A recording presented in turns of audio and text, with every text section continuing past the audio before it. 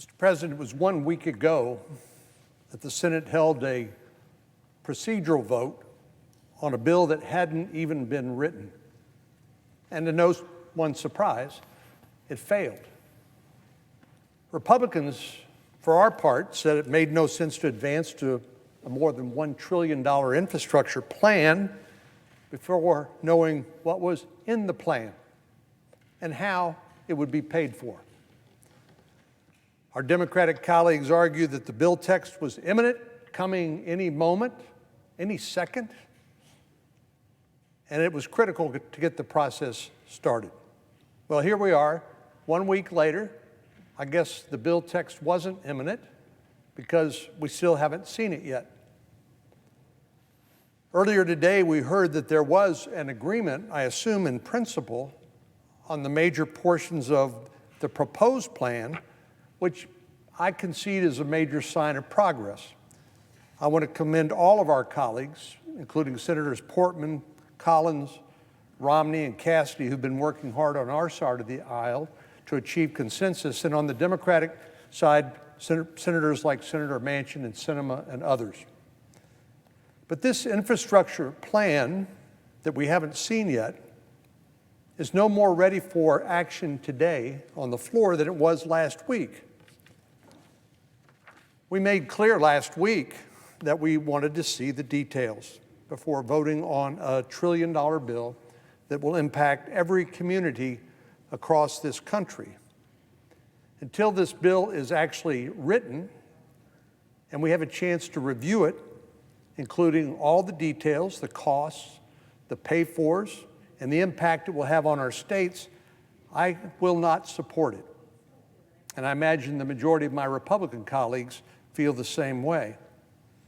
Now, I say that also believing that it's important for us to get a bipartisan infrastructure bill. I actually want us to. But part of the challenge is these groups of gangs that operate outside of what we would call regular order here, that is the committees of jurisdiction, where all senators get to participate in the final product, including on the floor of the Senate. That's really not possible when you have a small group, a subset of the Senate negotiating a deal among themselves, and then they present it to us as a fait accompli and say, you've got to accept it. Well, it doesn't work very well ordinarily, but I'm willing to give them a chance because I know they've committed a lot of time and effort into this, but it's going to depend on a couple of things. My vote ultimately is going to depend on a couple of things. First of all, we fund our highways, our roads and bridges mainly through the gas tax. It's the amount of money that goes into the gallon of gas that's dedicated for the Highway Trust Fund.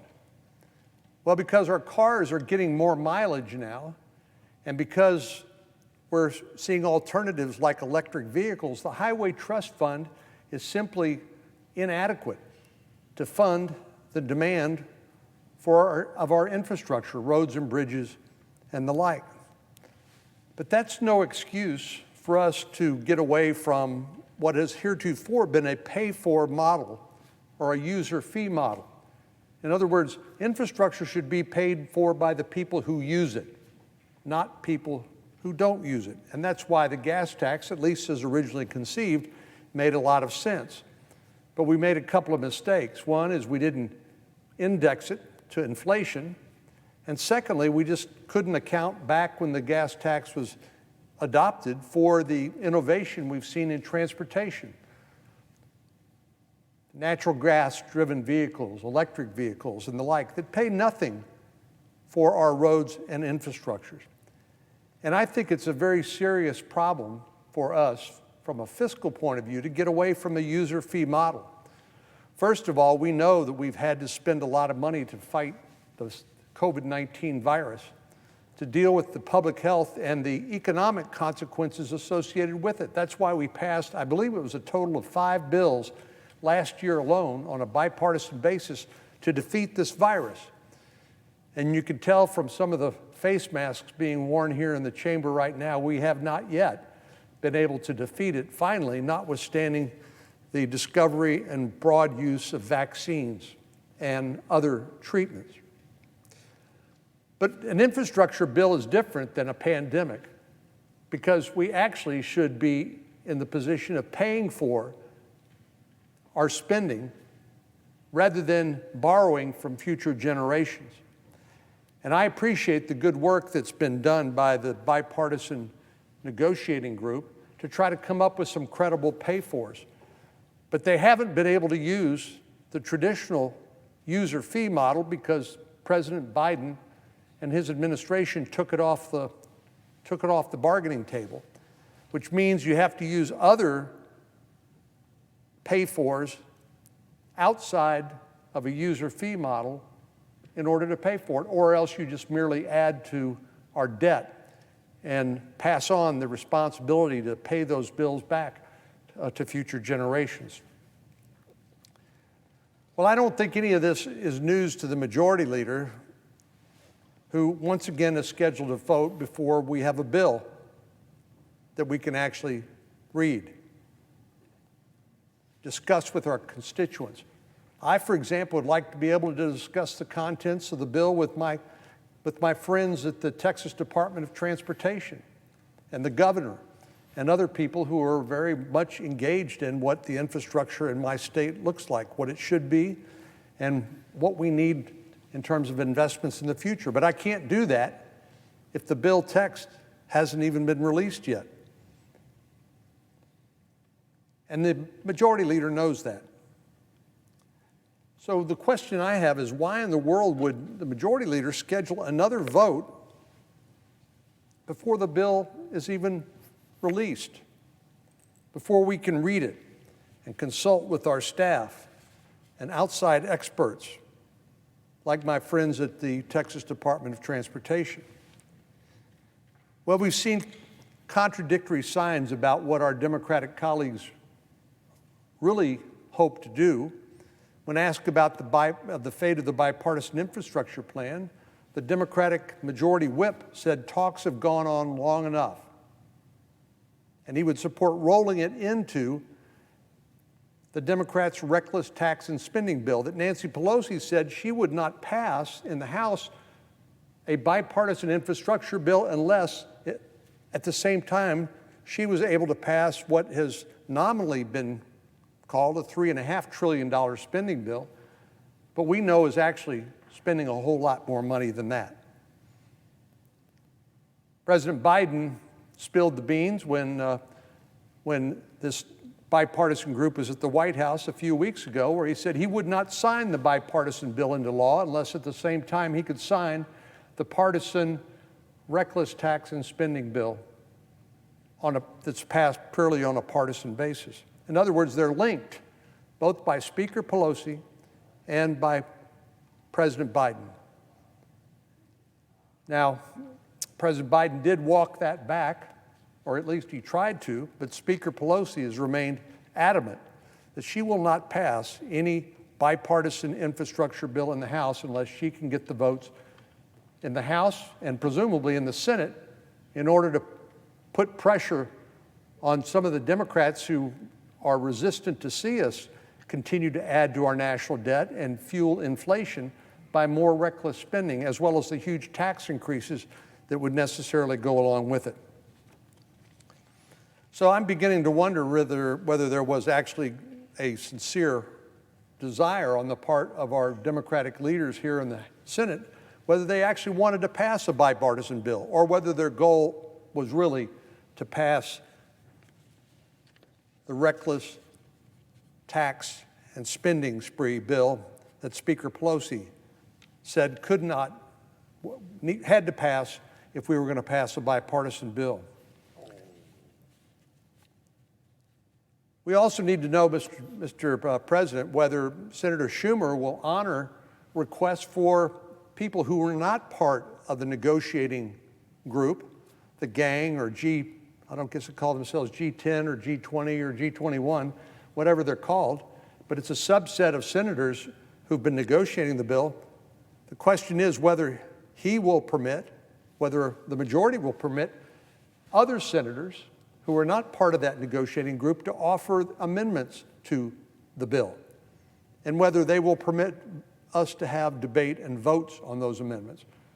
Because I didn't delegate the responsibilities I have as a senator representing 29 million Americans to them to negotiate a bill for my state. That's my responsibility. And I insist on having a chance to read the bill, to consult with them, and to see what the impact is going to be on my state, and to consult with my governor and the head of the Texas Department of Transportation and others to see whether this is something they believe that earns my support and that Texas should support. Now, none of this is mysterious. This is the normal way of doing business around here. Moving bills through committee, Democrats and Republicans get a chance to shape those bills in committee, and then the majority leader brings it to the floor, and then everybody else gets to participate in the process. I hope in his rush to get this bill out the door that the majority leader will allow a reasonable amendment process. This isn't like the early days of the pandemic when we were experiencing a global emergency. We need to deal with our infrastructure needs. But this isn't emergency spending. This is part of the daily or annual bread and butter of what the legislative process should be about. And that's another reason why we shouldn't pass a bill without responsible pay-fors. Well, we've seen this kind of political maneuvering before. In fact, Senator Schumer's designed to fail agenda practically dominated the work of this chamber last month. He scheduled votes on some of the most controversial bills out there in order to orchestrate Republican opposition. Legislation that exploits the cause of pay fairness to line the pockets of trial lawyers. A bill to seize states' power to regulate their own elections as provided for in the Constitution, and to cement Democratic majorities in the Congress for the foreseeable future. And now the majority leader is threatening to tank an infrastructure bill so he can go on to another partisan tax and spending spree bill, which makes me think that is really what they care the most about. Rather than give the negotiators time to succeed and the rest of us time to understand what's in the bill and to consult appropriately with our constituents, Senator Schumer turned what should be a unifying process to build consensus into a divisive one, all in order to tee up his desire to see us pass a multi-trillion-dollar tax and spending bill. That's on top of all the spending that we've done on a bipartisan basis for COVID-19, at least until the first part of this year, when our Democratic colleagues insisted on pushing through another $1.9 trillion of unpaid for spending, all in the name of COVID-19, when we all know that only about 10% of it was addressed at the pandemic, which causes all of us to recall Rahm Emanuel's famous statement that an emergency is a terrible thing to waste. And in the name of COVID-19 relief, another $1.9 trillion was added to our children and grandchildren's debt burden. Well, the reckless tax and spending bill that Speaker Pelosi so desperately wants, the price tag has been put on that legislation at another $3.5 trillion. And I don't think most of us can really get our head around what a trillion is. It's more than $1 billion, we know. It's a whole lot more than $1 million. But this kind of reckless spending is really unprecedented, except in a national emergency, like COVID-19 relief. Some budget experts have estimated that the reckless tax and spending spree bill that Speaker Pelosi so desperately wants could cost actually $5.5 trillion. And if our Democratic colleagues insist on rolling the bipartisan infrastructure bill into that plan, it will cost taxpayers even more. Well, as a reminder, our Democratic colleagues spent more than $2 trillion earlier this year alone, as I mentioned. And the results of this reckless spending spree speaks for itself.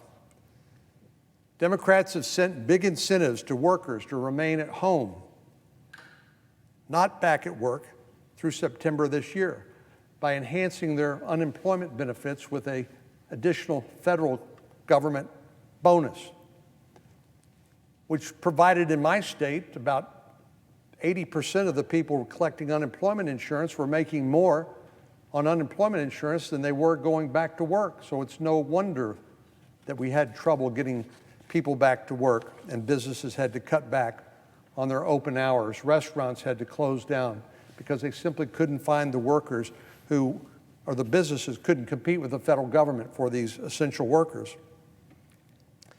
We're a long way from reaching pre-pandemic unemployment rates, and surprisingly, job openings are at record highs. But here's one of the biggest concerns, and it's borne out by polling that people are beginning to have, and that is inflation. We're seeing inflation at a 13-year high. Consumers are feeling the sting of rising prices for virtually everything they buy. That's what happens when too much money chases too few goods and services. Prices go up. And we're seeing the cause of that inflation, its impact on gasoline, on groceries, on appliances. Folks are shelling out more money for these products today than they have been as recently as a year ago. And if you've gone to the used car lot recently, you're bound for some serious sticker shock. And you can't even get a new car because of the semiconductor shortage caused by the pandemic. But over the last year alone, used car prices have gone up a eye-popping 45%.